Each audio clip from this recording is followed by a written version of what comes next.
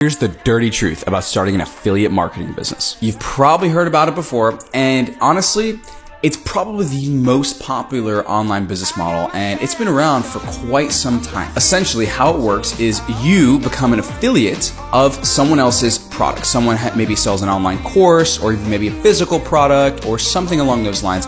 You essentially say, hey, I'm gonna sell more of those for you, and in exchange, you get a small percentage of each sale. Now, in theory, it sounds awesome, right? Like you don't have to create your own product. All you need to do is find someone else's product that they've already spent the time, sweat, blood, sweat, and tears to build, and then you just go and sell it. But here's the dirty truth. In order to make any substantial income with affiliate marketing, you need to build a massive, massive pipeline of people underneath you, and you need to make tons and tons and tons of sales, because usually what you're selling, you only make about a $5 to $10 commission. So you need to literally sell hundreds, if not thousands, to make any substantial income. Now, the reason you're not going to be told that is because these gurus that are pushing their courses on how to do affiliate marketing don't want you to know that, because they want you to buy their course.